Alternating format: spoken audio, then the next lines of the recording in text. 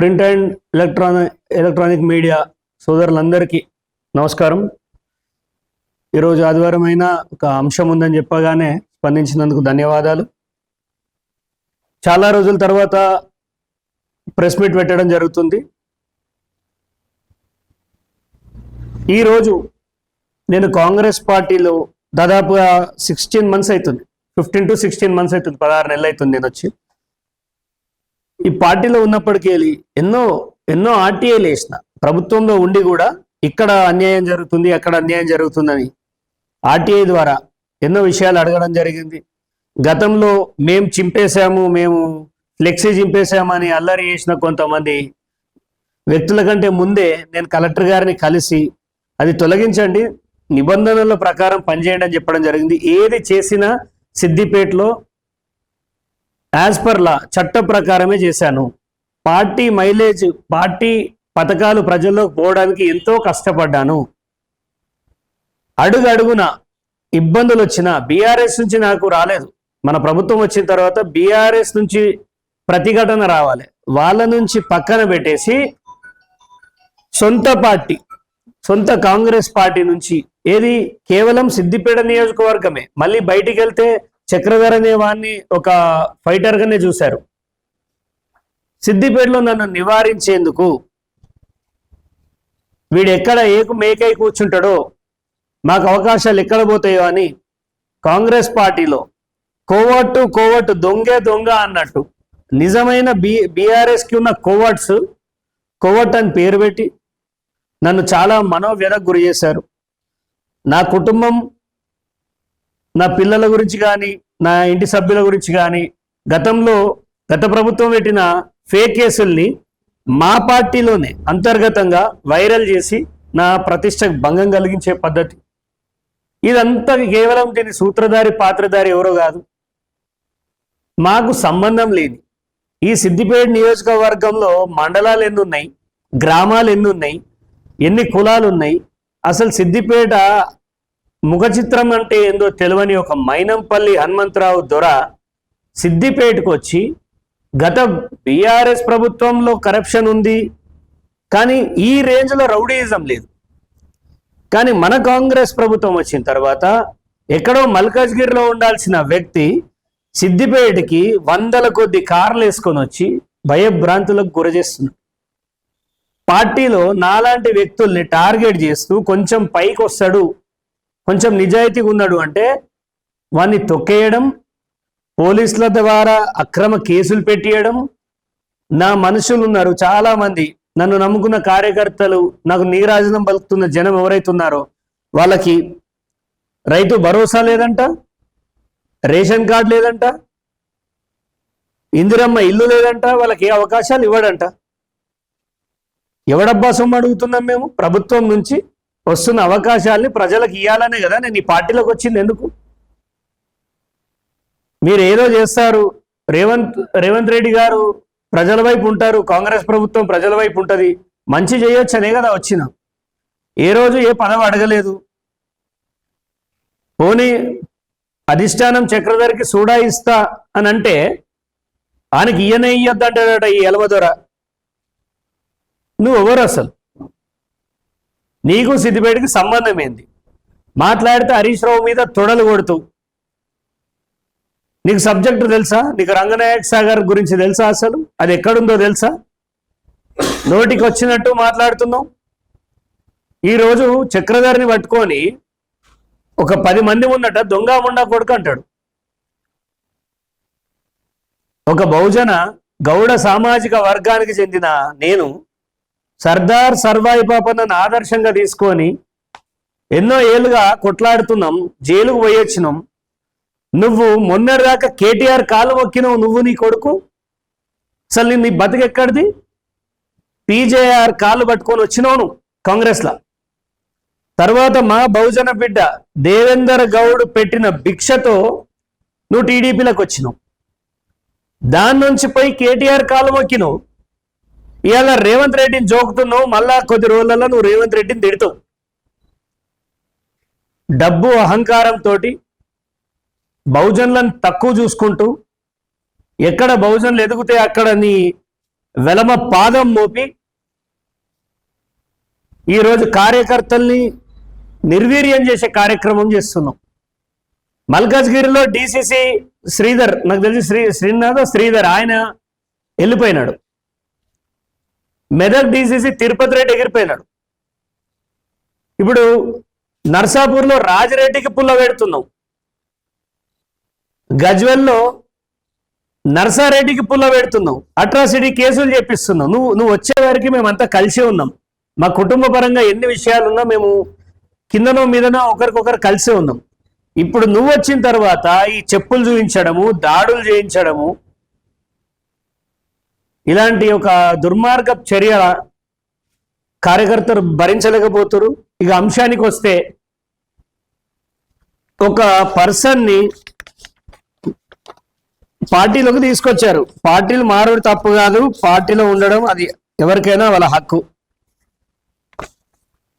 2000 number సర్వేలో ఎకరా జాగా కబ్జా పెట్టిండు ఫలానా ఒక వ్యక్తి, బీఆర్ఎస్ వ్యక్తి ఆలకుంట మహేందర్ అని చెప్పి, మన కాంగ్రెస్ పార్టీయే కదా, ఇతను ఇన్ఛార్జే కదా. ఆ రోజు అన్ని పేపర్లకి కబ్జా గురైంది, మేము కాపాడుతాం ఈ భూమిని ఆలకుంట మహేందర్ నుంచి, బాధితులకు సహాయం చేస్తాం అన్నావు కదా. మరి అలాంటి కబ్జాకోరు రౌడీ షీటర్ని పార్టీలకు ఎట్లా చేర్చుకుంటారు మీరు? ఒకప్పుడు ఇతను మైనంపల్లిని ఏమని తిట్టిండు, ఎంత దౌర్భాగ్యంగా తిట్టిండు. నా నోట్లకే అంత గలీజ్ మాటలు రావు, నేను మాట్లాడదలుచుకోలేదు, ఎందుకంటే ఇది పెద్ద మనిషి కాబట్టి. చాలా దౌర్భాగ్యంగా నువ్వెంత, నీ బతుకెంత, నీ బట్టలు ఇప్పి కొడతా అన్నాడు మైనంపల్లిని. ఇప్పుడు మరి మైనంపల్లి బట్టలు వేసుకొని జాయిన్ చేసుకున్నాడా, బట్టలు లేకుండా జాయిన్ చేసుకున్నాడా తెలవాలి. సరే చేసుకున్నావు, రాజకీయంగా చాలా ఒడిదొడుకులు ఉంటాయి, మంచి చెడు మీరు చేసుకున్నారు. బాధితులు పోయి సార్ మా కబ్జా గురైంది, వాడు ఒక రౌడీ షీటర్ అంటే, కాంగ్రెస్లోకి రాగానే రౌడీ షీటర్ అవుతాడా అంటాడట.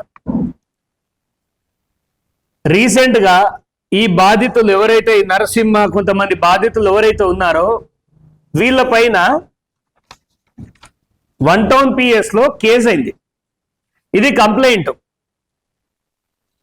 ఇది ఆలకుంట్ల ఎల్లవ వాళ్ళ మదర్ ఇచ్చింది కంప్లైంట్.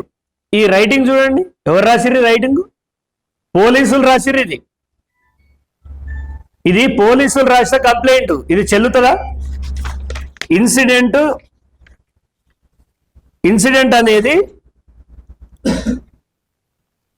1 గంటకు 6 తారీఖు ఆగస్టు జరిగితే 3 గంటలకు ఎఫ్ఐఆర్ అయిపోయింది. డైరెక్ట్ గా ఎఫ్ఐఆర్ అయిపోయింది. ఇది అంటే విత్ ఇన్ 2 hours లో 1 టౌన్ సిఐ ఎంత క్లారిటీగా ఉన్నాడంటే, వీళ్ళు దొంగలు అని దొంగతనం కేసు, ట్రెస్పాసర్ కేసు, ధ్వంసం కేసు, 11 తులాలు కొట్టేసిరని ఫైనలైజ్ అయిపోయింది. నిందితుల పేరు కూడా చేర్చేసిండు. ఇప్పుడు వీళ్ళకి ఇంద్రానగర్ లో ఆలకుంట మహేందర్కి ఇంద్రభవనం లాంటి ఇల్లుండగా ఈ సైట్ లో ఒక రూమ్ లో బీరువా లేని ఇంట్లో 11 తులాలు ఎక్కడిది, అక్కడ 1,50,000 క్యాష్ ఎట్లా కొట్టేసిరు. మరి నువ్వు స్నిప్పర్ డాగ్స్ తీసుకపోయినావా? నువ్వు ఎట్లా ఫైనల్ చేసి వీళ్ళ మీద దొంగతనం కేసు పెట్టినావు? ఈ సిఐ పాత్ర పైన అనుమానం ఉంది. నువ్వేమన్నా తిన్నావా? మైనంపల్లి లాంటి ఒక రౌడీ షీటర్ ఫోన్ చేసి ఏసీపీకి ఫోన్ చేసి వాళ్ళని లోపలే అంటాడట. ప్రజలు నిన్ను బయటేస్తారు, నీకు డిపాజిట్ కూడా రాదిస్తారు. ఇలాంటి దుర్మార్గాలు. రెండోది, ఇప్పుడు ఇదే సిఐ అంత ధైర్యంగా 1-2 గంటలలో పోలీస్ ఇన్వెస్టిగేషన్ చేసిండు కదా. ఈ రైతు మిట్టపల్లికి సంబంధించిన ఆయన 1,46,000 రూపాయలు పోయినాయని సిఐ దగ్గర పోతే వాళ్ళు ఏమంటారు, ఈయనని ఆ పైసలు మర్చిపోరావు అంటారట. ఆ కేసు ఇంకా పట్టించుకుంటలేరు. అంటే ఒక రైతు పైసలు పోతే కెమెరాలు చెక్ చేసి నెల విచారణ చేస్తున్నాం. ఇప్పటి వరకు ఆయన కేసు ముందు కదిలింది లేదు. కానీ ఆలకుంట మహేందర్కి మాత్రం విత్ ఇన్ 2 hours లా రైతుల పైన కేసులు చేస్తారు, రైతుల్ని ఇబ్బంది పెడతారు. కాంగ్రెస్ గవర్నమెంట్ ఇందుకేనమ్మా నన్ను తెచ్చుకున్నది. మైనంపల్లి ఎవరు? మైనంపల్లికి ఏం సంబంధం? సిద్దిపేటకి మైనంపల్లికి ఏం సంబంధం? సో ఇలాంటి దుర్మార్గుడు ఆయనను అరికట్టడంలో అధిష్టానం ఫెయిల్ అయింది. మేము ఎన్నిసార్లు చెప్పినా మైనంపల్లి ఆగడాలు ఇక్కడ ఆగుతలేవు. రౌడీలను తయారు చేస్తుండు, హత్యా రాజకీయాలకు తెరలేపుతుండు. నిన్నగాక మొన్న మెదక్లో బీఆర్ఎస్లోకి వెళ్ళిపోతున్నారు. ఇవాళ కేసీఆర్ బాగుండు, బాపు వస్తేనే బాగుంటుందని ఎందుకంటారు తెలుసా? ఇలాంటి మైనంపల్లి యొక్క చర్యలు చూసి ఆ గవర్నమెంటే మంచిగుంది వీళ్ళకంటే అనే ఒక దుస్థితి తీసుకొచ్చేది ఇలాంటి వాళ్ళే. కోవట్టు కోవట్టు అంటుండు. ఎవడు కోవట్టు? కేటీఆర్ కాలు మొక్కొచ్చినా నువ్వు కోవట్టు. నీ మనుషులు చిన్న చిన్న పిల్లలతోటి ఒక బీఆర్ఎస్ నాయకుడు ఎవరు మన షంబీపూర్ రాజు గారి మీద ఇవేనా నువ్వు చిన్నపిల్లల్ని ఎక్స్టార్షన్కి దానికే వాడుకుంటున్నావా? ఇవాళ చక్రధర్ పైన అక్రమ కేసులు ఉన్నాయి. అడ్డగోలుగా ఆ పని చేసి ఈ పని చేసి ఒకప్పుడు నువ్వే కదా గొంతు దించుకొని చక్రధర్ మీద అక్రమ కేసులు పెట్టిరన్నది. అంటే నీ వైపు ఉంటే పతివ్రతలు అవుతారు, నిన్ను వదిలిపెట్టి వస్తే దొంగలు అవుతారా? ఇతన్ని మైనంపల్లి అనేవాన్ని అధిష్టానం ఇమ్మీడియట్గా యాక్షన్ తీసుకొని నివారించకపోతే మెదక్ జిల్లా మొత్తం గులాబీమయమవుతుంది. సర్పంచ్ ఒక్కడు కూడా గెలవడు కాంగ్రెస్ పార్టీలో ఇప్పుడు ఎలక్షన్ పెడితే. నువ్వు సిద్దిపేటకి అంతా ఎగురుకుంటూ దుంకుకుంటూ కార్లలో వస్తున్నావు కదా, ఎన్ని గెలిపిస్తావు? ఎన్ని సర్పంచులు గెలిపిస్తావు? మైనంపల్లి హనుమంతరావు గారు ఎన్ని జెడ్పీటీసీలు గెలిపిస్తావు? ఎన్ని ఎంపీటీసీలు గెలిపిస్తావు? సవాలు ఇసురుతున్నా నేను. ఎవడైనా వచ్చి అన్న విషయం చెప్పగానే మంచి చెడు ఆలోచన లేకుండా పోలీసులకు ఫోన్ చేసి నేను ఐజీకి కలపాలనా, నేను డీజీకి నీతోటి ఐజీలు తప్పులు చేస్తే ఐజీలు కూడా జైలుకు పోతారు. చూడలేదా ఫోన్ ట్యాపింగ్ కేసులో ఎంతమంది జైలుకు పోయారు? గత ప్రభుత్వంలో తప్పులు చేసిన వాళ్ళు ఎంతమంది ఇబ్బంది పడుతారు? సో ఇట్లాంటి పార్టీలో చేతులు ముడుచుకొని రైతులకు అన్యాయం జరుగుతుంటే కూర్చోవడం నాతో కాదు. మా ప్రభుత్వం ఇంకా 3.5 సంవత్సరాలు ఉన్న చక్రధర్ లాంటి వాడు కాంగ్రెస్ పార్టీ ప్రాథమిక సభ్యత్వానికి రాజీనామా చేస్తుండు అంటే ప్రజలు ఆలోచించుకోవాలి. ఇది ఆల్రెడీ మా డిసిసి గారికి పంపించాను, పిసిసి మహేష్ గౌడ్ గారికి పంపించాను. ఇట్లాంటి రౌడీ రాజ్యంలో ఉండలేము. ప్రభుత్వం 3 ఏళ్ళు ఉంది, డబ్బులు సంపాదించుకోవడానికి ఎన్నో అవకాశాలు ఉన్నాయి. ఇప్పుడు దొంగలంతా సంపాదిస్తున్నారు, కానీ ప్రజలను ఇబ్బంది పెట్టుకుంటూ వాళ్ళ రక్తాన్ని డబ్బుగా మార్చుకునే అవసరం నాకు లేదు. ఇది నా నిరసన అనుకుంటారా? ఒక రెబల్ అనుకుంటారా? మీరు ఏ విధంగా ప్రభుత్వం పైన ధిక్కరిస్తున్నాడు అనుకుంటారా? కాంగ్రెస్ పార్టీ వచ్చిన తర్వాత బీఆర్ఎస్ మీద కావాల్సిన కేసులన్నీ కాంగ్రెస్ మీదే అవుతున్నాయి. అయితే మనం కాంగ్రెస్ గవర్నమెంట్లు ఉంటున్నామా బీఆర్ఎస్ గవర్నమెంట్లు ఉంటున్నామా అని పబ్లిక్ అర్థం కాక బాపే రావాలి కేసీఆర్ఏ రావాలంటారు. పబ్లిక్ కరెక్ట్ గానే ఉన్నారు. పొరపాటు అంతా కాంగ్రెస్ పార్టీ గ్రౌండ్ లెవెల్లో జరుగుతుంది. బీఆర్ఎస్ నుంచి ఏ నాయకులైతే కాంగ్రెస్ పార్టీలో చేరారో వాళ్ళు ఇలా కాంగ్రెస్ పార్టీని రూల్ చేస్తున్నారు. నిజమైన కాంగ్రెస్ కార్యకర్తకు ఎవరికి న్యాయం జరగట్లేదు. ఇందిరమ్మ ఇల్లు రావట్లేదు.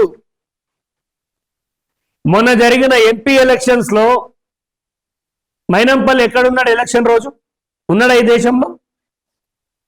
ఎమ్మెల్సీ ఎలక్షన్స్ లో ఎక్కడున్నారు? ఎవడు ఈ ఫెయిల్యూర్కి అంటే బహుజన బిడ్డ టికెట్ వస్తే పెత్తందారులంతా ఒకటై ఓడించిన క్రమం అని.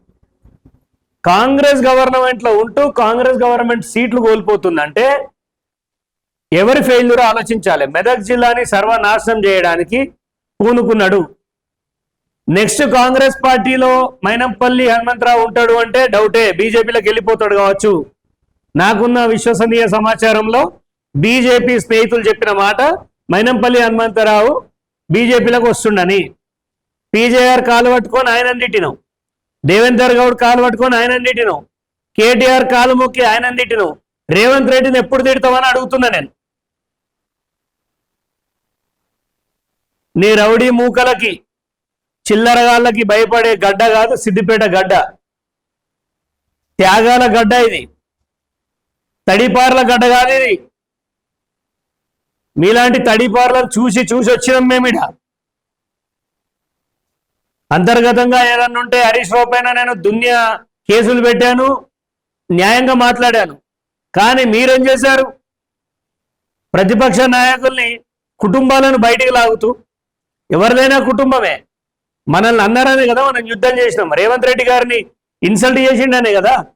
అలాంటప్పుడు చిల్లరగాలతోటి మల్లరగాలతోటి బీఆర్ఎస్ వాళ్ళని తిట్టిపించినా, మమ్మల్ని తిట్టిపించినా, కుటుంబాలను రాజకీయాల్లో తిట్టడం చాలా విష సంస్కృతి. దానికి తెరలేపిన వాడు మైనంపల్లి హనుమంతరావు. ఈయన ఆగడాలు ఇంతటితో ఆగవు. నాకు కాంగ్రెస్ పెద్దలు కొంతమంది ఒక సలహా ఇచ్చారు, సిద్దిపేట కాన్స్టిట్యున్సీ నువ్వు మార్చుకో, నీకు భవిష్యత్తు ఉంటుంది, అక్కడ ఉంటే నీకు భవిష్యత్తు లేదని మా పార్టీలనే కీలకమైన ఒక వ్యక్తి చెప్పిండు. ఇక్కడ నిన్ను కథం పట్టిస్తారు అని. నేను సిద్దిపేట కాన్స్టిట్యున్సీలోనే ఉంటా, ప్రజలకు అందుబాటులోనే ఉంటా.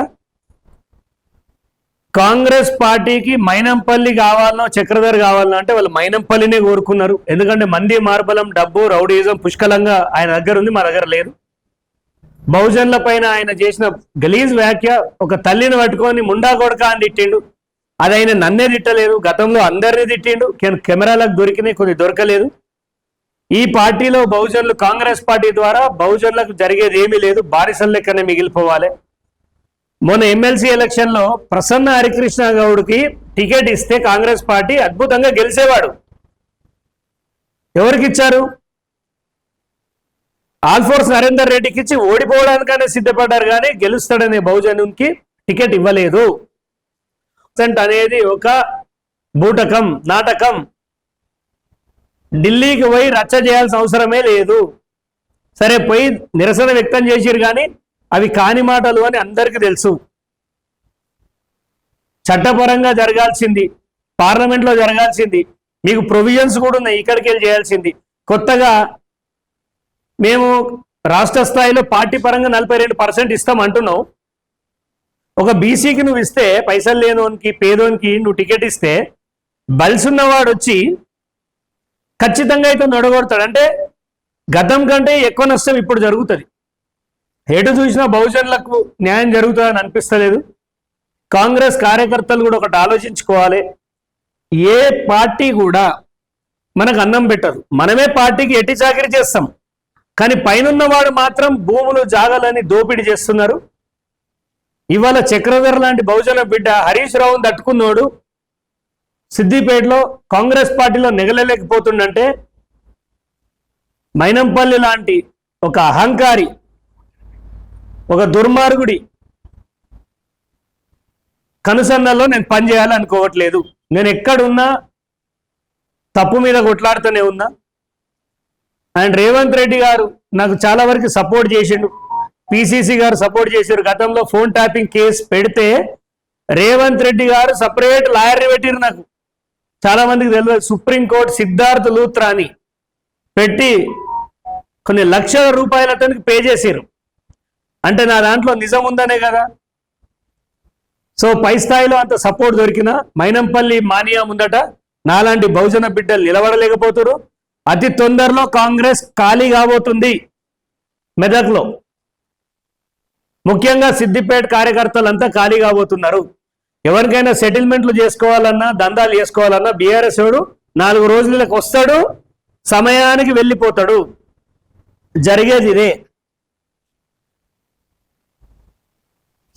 సో నేను సిద్దిపేటలో Sohel Mohammed Ashwaq, Siddipet youth Congress vice president, ఇతని పైన రౌడీ షీట్ పెడతారు. దాన్ని కూడా మేము ఛాలెంజ్ చేస్తున్నాం. ఇట్లా అడుగడుగున నాతో ఉన్న వాళ్ళని ఇబ్బంది పెట్టడం. ఇతని పేరు రంజిత్, మిట్టపల్లి గ్రామస్తుడు. గతంలో లారీతో కొడితే కాలు ఇరిగిపోయింది, కేసు తీసుకోమంటే సాక్ష్యం లేదన్నారు. రేపు ప్రాణాలకు, మొన్న యూత్ కాంగ్రెస్ పిల్లగాన్ని ఒక బీఆర్ఎస్ నుంచి వచ్చిన నాయకుడు కాంగ్రెస్లోకి రాగానే థమ్స్అప్ బాటిల్తో కొడితే నెత్తి పగిలిపోయి చచ్చిపోయేంత పని అయితే ఇదే మైనంపల్లి కేసు కాకుండా వాడిని కాపాడిండు. ఒక బీఆర్ఎస్ నుంచి వచ్చినవాడిని, ఒక బీఆర్ఎస్ నుంచి వచ్చినవాడు కాపాడుతుండి వాళ్ళ. అంటే ప్రాణాలకు రక్షణ లేదు. నోరు తెరిచి మాట్లాడే ధైర్యం కాంగ్రెస్ పార్టీ కార్యకర్తలకి లేకుండా చేస్తున్నారు. నేను కాంగ్రెస్ పార్టీ కార్యకర్తలకు ఒకటే పిలుపునిస్తున్నా, ఎవడు మీకు ఏవి ఇవ్వడు. పథకాలు అనేటివి బీఆర్ఎస్కి అయినా ఇవ్వాలి, కాంగ్రెస్కి అయినా ఇవ్వాలి, బీఎస్పీకి అయినా బీజేపీకి అయినా ఇవ్వాల్సిందే. ఎవడో ఎఫ్టీఎల్లో పార్టీ ఆఫీస్ పెట్టుకున్నాడు వచ్చి నువ్వు వాంతో తిరుగుతున్నావు నీకు ఇయ్య అంటే నీ అయ్య సొమ్ము అడుగుతలేం నేను. నువ్వు ఏం వ్యాపారం చేస్తున్నావు అని నీకు ఇన్ని బండ్లు ఇంత డబ్బు వస్తుంది, నీకేం వ్యాపారాలు ఉన్నాయి? అసలు మీరు ఏ దందాలు చేస్తారు? అవుట్ సోర్సింగ్ ఉద్యోగాలు అమ్ముకుంటూ సిద్దిపేటని భ్రష్టు పట్టించారు. అధిష్టానం గాలి కొట్లేసింది సిద్దిపేటని. ఈ గాలిలో మేము గాలిగాలం కాదలుచుకోలేదు. అందుకే సిద్దిపేట నాయకులు ఎంతమంది అయితే నాతో ఉన్నారో మాక్సిమం కనిపించేది కొంతమంది అయినా మేమంతా రాజీనామా చేస్తున్నాం. నంగునూరు మండల అధ్యక్షుడు సాయిశ్యామ్ మన గెలిచిన యూత్ కాంగ్రెస్ అధ్యక్షుడు కూడా ఆయన కూడా రాజీనామా చేస్తుండు. గోనెపల్లి శివ నంగునూరు ఉపాధ్యక్షుడు కాంగ్రెస్ పార్టీ ఉపాధ్యక్షుడు ఆయన రాజీనామా చేస్తుండు. సమయం లేకుండా వాళ్ళు ఇక్కడ రాలేకపోయారు, వాళ్ళు బయట ప్రకటిస్తారు. ఇక కాంగ్రెస్కి మెదక్లో ఫ్యూచర్ లేదు. తొందరలో గజ్వెల్ అండ్ దుబ్బాక కూడా ఖరాబ్ కాబోతుంది. మీరు ఇలాగే కొనసాగితే మొత్తం గులాబీమయం అవుతుంది, జాగ్రత్త. ఇది పోలీసులు కూడా వెనక ముందు ఆలోచించుకొని పెట్టాలి. ఈ 3 ఏళ్ళు మాత్రం ఈ గవర్నమెంట్ ఉంటుంది, తర్వాత సంగతి దేవుడెరుగు. ఇప్పుడు విధానాలను చూస్తుంటే మాత్రం ప్రజలు నమ్మకం లేకుండా పోయింది. పోలీసులు మాత్రం ఖచ్చితంగా నియమావళి పాటించాలి, రూల్స్ ప్రకారం పోవాలి. సిఐ 1 టౌన్ సిఐ పైన మేము కోర్టుకు పోతాం, నిన్ను కోర్టు బోన్లో నిలబెడతా, నిన్ను సస్పెండ్ అయ్యేదాకా కొను. నువ్వు రైతులకి సంఖ్యలు వేయడానికి ప్రయత్నిస్తున్నావు, నీకు ఎవడిచ్చిండు అధికారం? అంటే అడిగేటోడు ఇవ్వలేడు. మైనంపల్లి ఇచ్చిండా నీకు డ్యూటీ? మైనంపల్లి చేసిండా నిన్ను ఇక్కడికి పోస్టింగ్? మరి అంత పెద్ద సమర్థుడు అయితే ఈ రైతు పైసలు ఎందుకు ఇప్పలేను? ఇమాంబాద్ లో కానిస్టేబుల్ ఉంటాడట, ఈయనను పిలిచి ఏమంటాడట, చక్రధర్ దగ్గర పోయిన వాళ్ళంతా వైరల్ అయింది, నీకు అధికారుల కళ్ళల్లో ఉన్నావంటే కళ్ళల్లో ఉంటే చంపేస్తారా? సిద్దిపేట సిపి గారికి ఒక మాట వినతి చెప్తున్నా, ప్రతిసారి చక్రధర్ పోలీసులకు యాంటీగా మాట్లాడుతున్నాడు. మీరు ఊరంతా కెమెరాలు పెట్టుకోమని చెప్తారు, మిమ్మల్ని కెమెరాలు పెట్టుకోమంటే మీకు యాంటీ సోషల్ ఎలిమెంటా? మీకు దమ్ము ధైర్యం ఉంటే ఈ రైతు పైసలు ఇప్పియండి, అతన్ని పట్టుకరండి, అవి రికవరీ చేయండి, తన డబ్బులు ఇప్పియండి. పోలీసులు ఇలాంటి చట్టాన్ని మితిమీరి ప్రవర్తిస్తే, మా మనుషుల్ని టార్గెట్ చేసి ఇట్లా అమాయకపు రైతుల పైన కేసులు పెట్టి జైలు పాలు చేస్తా అంటే మిమ్మల్ని జైల్లో కూర్చోబెడతాం చట్ట ప్రకారమే. పోయి మైనంపల్లి అనేవాడు ఒక చీడపురుగు, ఆ చీడపురుగు తోటి మీరు కూడా జైలుకు పోతారు. మైనంపల్లి గారికి ఖబర్దార్ చెప్తున్నా, ఏదో ఒకడున్నాడు చక్రధర నువ్వు అనుకుంటున్నావు, ఒక్కడిని వచ్చి 17,000 మంది ఓటర్లను జమ చేసినోన్ని. ఈసారి ఇలాగే నువ్వు రౌడీజం చేస్తే లోపలికి వచ్చిన కారు ఒక్కటి బయటికి పోదు. బహుజనులు అంటే ఏందో చూపిస్తాం. ఆల్రెడీ నీ మీద గుర్రుగున్నారు. సమయం దొరికినప్పుడు అందరు బట్టలు ఇప్పి కొడతా అంటున్న నిన్ను ప్రజలు బట్టలు ఇప్పి కొడతారు. రేపు నీ ఇంట్లో ఒకటే టికెట్ రాబోతుంది. తండ్రి కొడుకులు ఎవరు నిలబడతారో ఫస్ట్ మీరు కొట్టుకోండి. మీ డబ్బాహంకారంతో లోఫర్ గాళ్ళతోటి ప్రెస్ మీట్లు పెట్టించి ఇష్టం ఉన్నట్టు నేను రాష్ట్ర స్థాయి నాయకుడిని ఒక జిల్లాకో ఒక కాన్స్టిట్యున్సీకో నేను పరిమితం కాలే. ఎలక్షన్ పిటిషన్ వేసిన, రంగనాయక్ సాగర్ పైన పోరాడుతున్నా, ఫోన్ ట్యాపింగ్ పైన పోరాడుతున్నా. ఇంత చేస్తుంటే అధిష్టానం ఏం రాస్తుంది పేపర్కి? Chakradhar is a realtor. Congress party కాదా? నేను కాంగ్రెస్ పార్టీ కాదా? నేను కాంగ్రెస్ పార్టీ కాకపోతే రేవంత్ రెడ్డి నాకు సిద్ధార్థ లూత్రాను ఎందుకు పెట్టిండు? లక్షల రూపాయలు ఖర్చు పెట్టి ఎందుకు పెట్టిండు? నన్ను ఎందుకు పిలిపించిర్రు? ఎందుకు మాట్లాడిర్రు? దయచేసి ఖచ్చితంగా ఇవన్నీ నేను అధిష్టానానికి కలిసి కూడా చెప్తా, ఇది బై హ్యాండ్ కూడా ఇస్తాను. ఇక కాంగ్రెస్ లో కొనసాగే ప్రసక్తి లేదు, ఇండిపెండెంట్ గానే ఉంటా, ప్రజలకు అందుబాటులో ఉంటా. పథకాలు అనేటివి అమలు కావట్లేదు, ఒక స్థాయి వరకే అమలు అవుతున్నాయి. ఇందిరమ్మ ఇల్లు కావాలంటే 20,000 ఇవ్వాలి, ఎవిడెన్సెస్ ఉన్నాయి. ఎవడు అడుగుతుండో ఎవడు తీసుకుంటుండో అన్ని బజార్కి వేస్తాం. పార్టీలో ఉన్నంతసేపు పార్టీ లైన్ దాటద్దు అన్నారు. ఇప్పుడు పార్టీ లేదు, లైన్ లేదు. ఇక మీదట సోషల్ మీడియాలో చాలా జాగ్రత్త ఉండాలి. ఒక్కొక్కడు ఏడ చేయి చాపి రూపాయి అడిగినా ప్రతి వీడియో బజార్కి ఇస్తాం. ప్రజలు కూడా రానున్న ఎలక్షన్స్లో మంచి వాళ్ళని ఎన్నుకోండి, డబ్బులు ఇచ్చి మందు పోసే వాళ్ళని ఎన్నుకోకండి. దయచేసి క్యారెక్టర్ ఉన్న వాళ్ళని ఎన్నుకోండి. గ్రామ స్థాయిలో అటు బీఆర్ఎస్ కానీ బీజేపీ కానీ కాంగ్రెస్ కానీ పార్టీలకు అతీతంగా మీ జీవితాలు బాగుపడతాయి అనుకునే వాళ్ళని ఎన్నుకోండి. ల్యాండ్ మాఫియా ఇలాంటిది ఏదున్నా చక్రధర్ గౌడ్ని సరైన డాక్యుమెంట్లతో సంప్రదిస్తే ఖచ్చితంగా మీడియా ద్వారా వాళ్ళపైన కేసులు అయ్యేలాగా పోరాడుతా. అండ్ సీఎం గారికి ఒకటే వినతి, స్టేట్కి ఒకటే చెప్తున్నాను, మీరంటే మాకు అపారమైన గౌరవం ఉంది. పిసిసి మహేష్ గౌడ్ గారు అంటే ఒక గౌరవం ఉంది. మిమ్మల్ని చూసే పార్టీలో ఇప్పటిదాకా ఓర్చుకున్నాం. చెప్పులు చూపించిన, రైతుల కోసం పనిచేసిన నన్ను, రైతుల కోసం జైలు పోయిన నన్ను, అక్రమ కేసులతోటి ఇబ్బంది పడి కుటుంబాలు అన్నీ ఎంతో నష్టపోయిన నన్ను బండబూతులు లిటిపిస్తూ సోషల్ మీడియాలో ఈ రోజు చేస్తున్న ఈ అరాచకాలను తట్టుకోలేకనే ఈ పార్టీ నుంచి వెళ్ళిపోవడం జరుగుతుంది. సిగ్గుపడాల్సింది నేను కాదు, మీరు సిగ్గుపడాలి. 3 ఏళ్ల గవర్నమెంట్ ఉన్నాక కూడా ఒక వ్యక్తి తన స్వార్థం, నాకు కష్టాలు వస్తాయి, రేపటి నుంచి బీఆర్ఎస్ వాడు పెడతాడు నన్ను కష్టము, కాంగ్రెస్ వాడు పెడతాడు. ఈ రెండింటికి నేను వేరు అనుకుంటలేదు, మీరిద్దరు ఒకటే. సో నన్ను ఒకడే ఇబ్బంది పెడతాడు. నేను దేనికైనా రెడీగా ఉన్నాను. ఎన్ని కేసులు పెట్టిస్తే నీ భవిష్యత్ అంతా సర్వనాశనం అవుతుంది. అక్రమ కేసులు పెట్టిన వాడు తర్వాత అక్రమ కేసులు ఎదుర్కోక తప్పదు, వాడి శిక్ష తప్పదు. అతి తొందరలో సిద్దిపేట ఖాళీగా పోతుంది మైనంపల్లి దయ వల్ల. మరి ముఖ్యమంత్రి గారు మీనాక్షి నటరాజన్ అని, ఫైర్ బ్రాండ్ అని, నిజాయితీ పర్రాలని ఆమెను తీసుకొచ్చారు. ఆమెకి మెయిల్స్ పెట్టి చేతులు పోయినాయి. మీనాక్షి నటరాజన్ గారికి ప్రతి విషయం వివరించిన, ఏం జరుగుతుంది, ఎవడో డబ్బులు తింటుండు, పేదల భూములు ఎట్లా దోసుకుంటున్నారు అని. సో స్పందన లేదు. ఫోన్ చేస్తే ఇమ్మీడియట్గా యాక్సెప్ట్ చేస్తా అన్నది. చేసి యాస్టకు వచ్చి బంద్ చేసిన. సో కాంగ్రెస్ వల్ల ప్రజలకు ఒరుగుతాయని నాకు నమ్మకం లేదు. రెడ్డిల పాలనలో బహుజనులకు న్యాయం జరుగుతుందని నేను అనుకుంటలేను. 42% అనేది అయిష్టంగానే, ఇష్టం లేకుండానే ఏదో నడిపిస్తురు. సో ఏ పార్టీ కూడా 42%కి ఆ స్టాండ్ మీద నిలబడతలేదు. ప్రజలు గొర్రెలైపోయినారు. ఈ 42% మాయల పడకుండా ఈసారి బహుజనులు ఎవరైతే నిలబడతారో లోకల్ బాడీ ఎలక్షన్స్ లో అలాంటి వాళ్ళకి ఆదరణ కలిగండి. అండ్ ఒకటికి ఇట్లాంటి రైతుల ఉసురు పోసుకోకండి. గత ప్రభుత్వం చేసిన తప్పే అది, కాంగ్రెస్ ప్రభుత్వం అదే చేస్తుంది. సీఎం గారు ఇమ్మీడియట్ గా సిద్దిపేట పైన ఫోకస్ చేసి ఆ సిఐని సస్పెండ్ చేయాలి. అక్రమ కేసులు పెట్టిండు.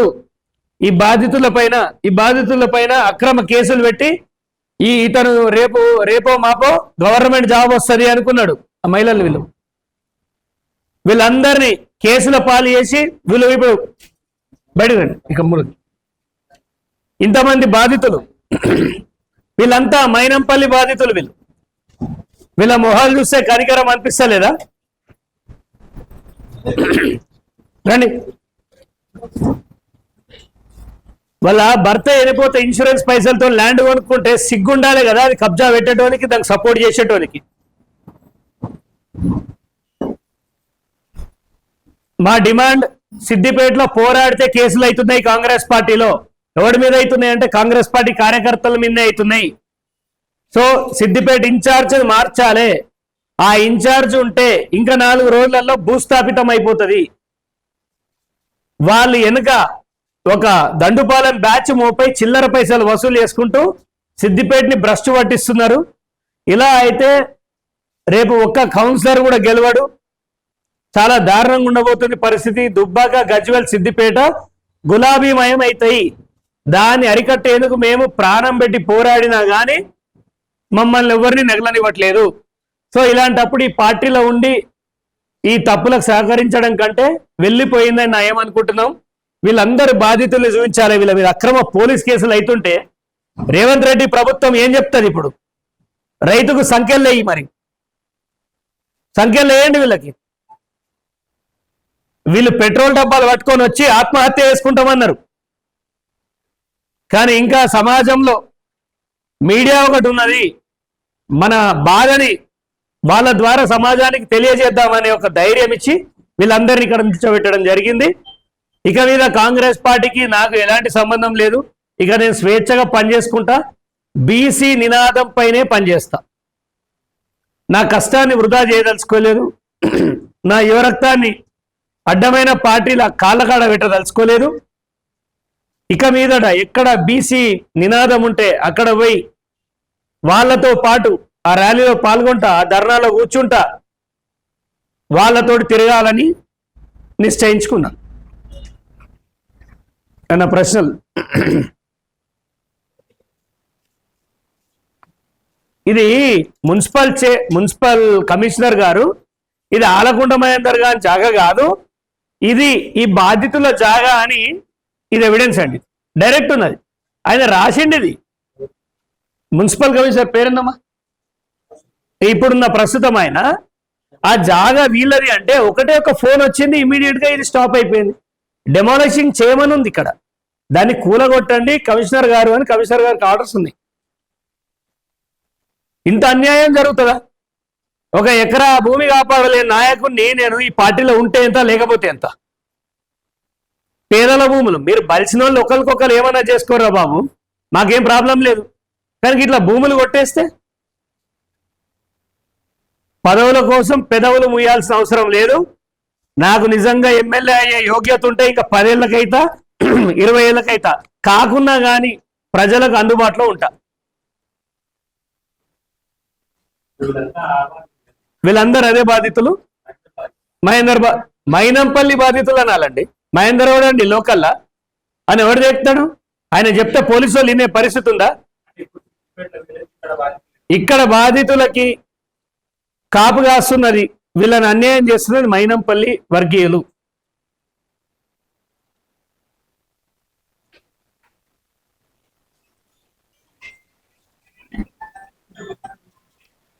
డిసెంబర్ 5, 2023లో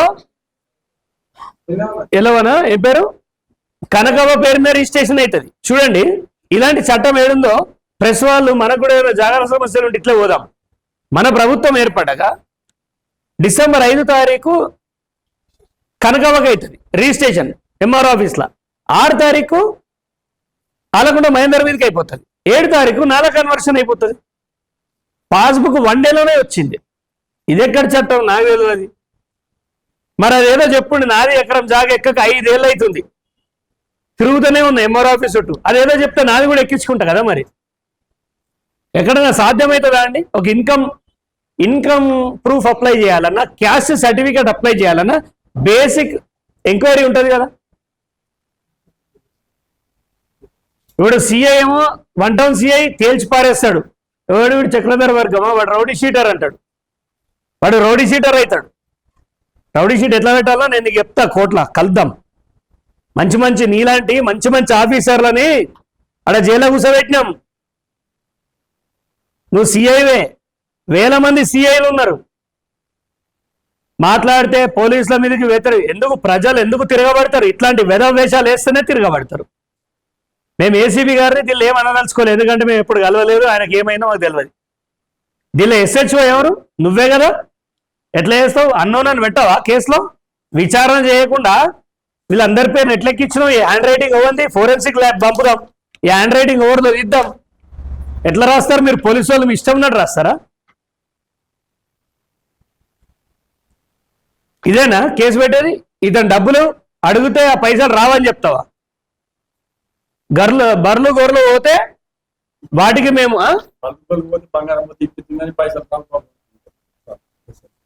సరే ఉద్యోగం రాజీనామా పెట్టి అదే బర్రు గొర్రెలు కాసుకో. నువ్వు ప్రజలకు సర్వెంట్వి. పోలీస్ అంటే మీ పైన న్యాయస్థానాలు ఉంటాయి, గుర్తుపెట్టుకోవాలి. నువ్వు జడ్జివి కాదు. నువ్వు జడ్జివి అయితే నిజమైన జడ్జి దగ్గర నేను తీసుకపోతాను. నేను హైకోర్టులో, సుప్రీంకోర్టు దాకా పోయిన చరిత్రలు ఉన్నాయి మై. నువ్వు ఈ తమాషాలు చేయొద్దు. ఇక మీదట మీ పైన ప్రత్యేక దృష్టి పెడతాం. సివిల్ కేసులు డీల్ చేయడానికి మీరెవరండి? విచారణ లేదా? వాళ్ళని ఆపి ఒక వారం రోజుల దాకా ఆపవా? అంత ఇమీడియట్ గా చేయమని, కేసు చేయమని నీకు ఓడి చెప్పిండు? మీ సిపియా లేకపోతే నీకు మైనంపల్లా హెడ్? ఎవరు కానీ సిద్దిపేటలో ప్రజలకు ఇబ్బంది పెట్టిన, భూదండాలు చేసిన, జాగలు కబ్జాలు చేసిన ఊరుకునే ప్రసక్తి లేదు. రెండోది, మైనంపల్లి నోరు అదుపులో పెట్టుకో. ఇట్లా అందరు తల్లుల్ని తిట్టుకుంటూ పోయినావనుకో నీకు మంచిది కాదు, మంచి జరగదు. నీకు డబ్బు ఉంటే నువ్వు తిను, నువ్వు నీ మీద చల్లుకో, నువ్వు పోయినాడు. అంతేగాని అహంకారం, అంబానీ ఇంటి గేటు ముందట గేటు విలువ కాదు నీ ఆస్తి. నీకేంత అహంకారం ఉంటే వాళ్ళకెంత ఉండాలి? ఏమో అందరితో పెట్టుకున్నాడు. హరీష్ రావుకి వాడిన దాంట్లో 2% ఫార్ములా వాడితే చాలు, నువ్వు ఇంట్లోనే ఉంటావు. తస్మాత్ జాగ్రత్త. నువ్వు రౌడీ షీటర్లను పట్టుకొచ్చి పిచ్చి పిచ్చి బెదిరింపులు చేస్తా అంటే భయపడనికి ఈ నీ మోచేతి కింద నీళ్ళు ఆగటోళ్ళం కాదు. సర్దార్ సర్వాయి పాపన్న వారసులం. ఇప్పుడు కూడా చెప్తున్నా, బట్టలు చెప్పి తన్నెలగొడతాం సిద్దిపేటకి వెళ్ళి. ఆయన యూరోప్ నుంచి వస్తాడట, యూరోప్ పోయి ఇక్కడ ఈ ఇన్ఛార్జు 10 మంది చెంచాగాళ్ళు అంతా పోయి ఆయనను కలిసి షాల్వా కప్పి యూరోప్ నుంచి వచ్చినందుకు షేక్ హ్యాండ్ ఇచ్చి సిద్దిపేటకు ఆహ్వానిస్తారట. ఆయన తెలంగాణకు నిధులు దేనికి పోయిండా యూరోప్కి? అలా పిల్లలు ఎవరో బర్త్డే ఉంటే కేక్ కట్ చేయడానికి పోయిండు. సిద్దిపేటకి ఎందుకు ఆహ్వానం? ఆయన ఏమన్నా మినిస్టరా, ఎమ్మెల్యేనా, ఎమ్మెల్సీయా, ఇన్ఛార్జా? దేనికోసం డిస్కషన్? దేనికోసం మీది? అన్న 4 కబ్జా పెట్టింది నేను వచ్చి సెటిల్మెంట్ చేయమని పిలుస్తురా? మీకు ఇన్ఛార్జ్ ఇచ్చినప్పుడు చేత కాకపోతే గాజులు వేసుకొని ఇంట్లో వండాలి. దరిపల్లి చంద్రంకో, చొప్పదండి చంద్రశేఖర్కో, సూర్యవర్మకో ఇలాంటి వాళ్ళకి అప్పచెప్పాలి పార్టీని. బాగుపడుతుంది. ఇప్పటికైనా చెప్తున్నా, ఆ సూర్యవర్మకైనా, చొప్పదండి చంద్రశేఖర్ గారికైనా, దరిపల్లి చంద్రం గారికైనా ఇలాంటి వాళ్ళకి అప్పచెప్పండి కాంగ్రెస్ పార్టీ. నిక మీదట ఏమైనా విలువలతో ఉంటుంది. ఓ పూరం బోగ్గానికి పేపర్ ఇస్తే వెనుకకు చదవాలన్నా ముందుకు చదవాలన్నా తెలియనికి ఇన్ఛార్జ్ ఇచ్చి ఏం చేస్తారు కాంగ్రెస్ పార్టీని? ఇట్లుంటే తెలుగున్నాడు ఎవడు మీ పార్టీలో ఉన్నాడు. 3 ఏళ్ల సమయం ముందే వెళ్ళిపోతున్నా అంటే ఇక మైనంపల్లిని ఊడబీక్తారో లేకపోతే ఆయనను పెట్టుకొని మెదక్ నాశనం పెట్టిస్తారో మీ ఇష్టం. ఈ రైతులకు మాత్రం న్యాయం జరిగేలా చూస్తా.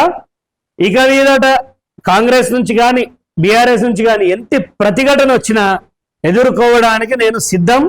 మళ్ళా 2వ ఫేజ్ లో కూడా యుద్ధం చేయడానికి సిద్ధంగా ఉన్నా. ఇంకేమైనా డౌట్స్ ఉంటే కూడా అడగండి.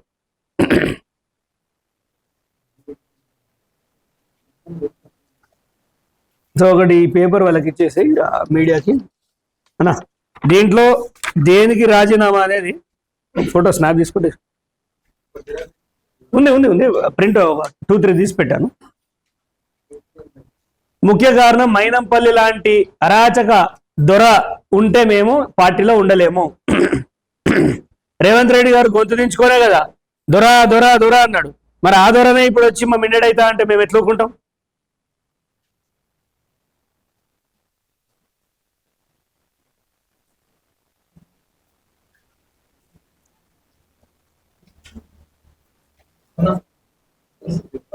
అన్నా 1-2 క్వశ్చన్స్ ఉన్నాయా? ఓకేనా?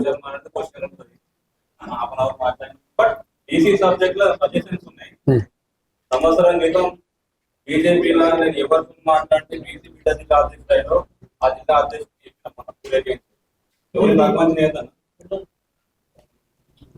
చాలా ముందే చూసిన అంశాలు చాలా ముందే మాట్లాడతారు.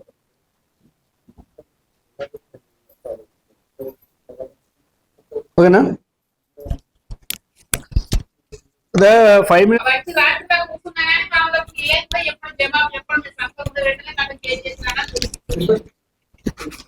ఎవరమ్మా అన్నది?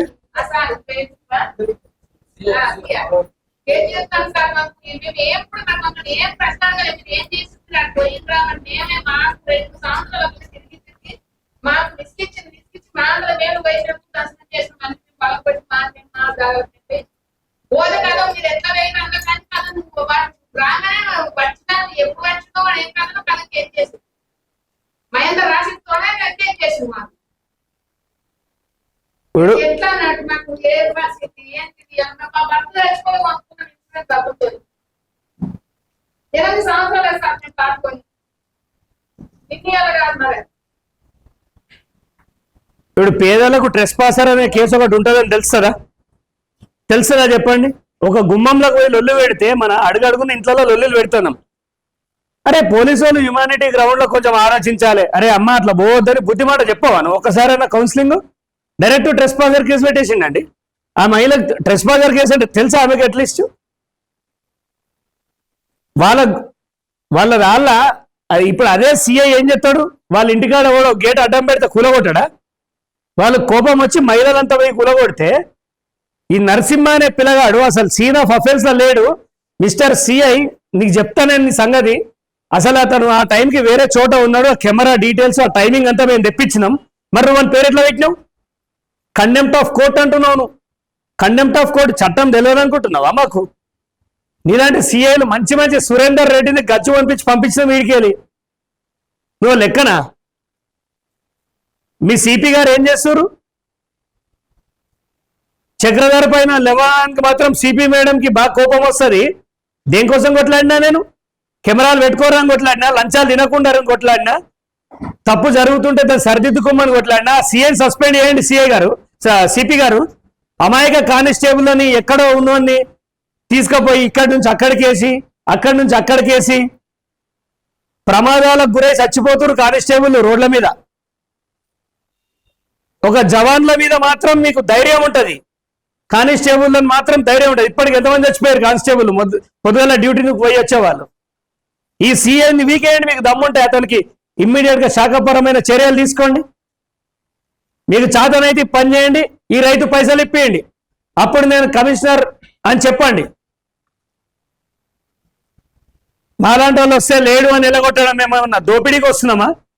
సమస్యలు వినడానికి ఎట్లా? ఊరవతల కమిషనరేట్ కడితే సామాన్యుడు ఎట్లా పోతాడు? సిద్దిపేటలో ఏం జరుగుతుందో కమిషనర్ గారు తెలుసుకోవాలి. బందోబస్తు లంచాల మయం నడుస్తుంది. ఇట్లా పేదవాళ్ళకి అన్యాయం చేస్తా అంటే మాత్రం 100 సార్లు జైలుకు పోయినా నేను రెడీ. మీరు ఎన్నిసార్లు జైలుకు పోయినా రెడీ, పీడీ యాక్ట్ పెట్టినా రెడీ, ఇంకా దేనికైనా సిద్ధమే. వీళ్ళకి న్యాయం జరిగేదాకా మాత్రం ఊరుకునే ప్రసక్తి లేదు. ఇప్పుడు ఈ మీడియాకు వచ్చిరు కదా అని పోలీసు వాళ్ళు ఎవరైనా వీళ్ళని కనుక ఇబ్బంది పెడితే తస్మాత్ జాగ్రత్త, చట్టం పవర్ ఏందో మీకు చూపిస్తా అని చెప్తున్నా అంతే.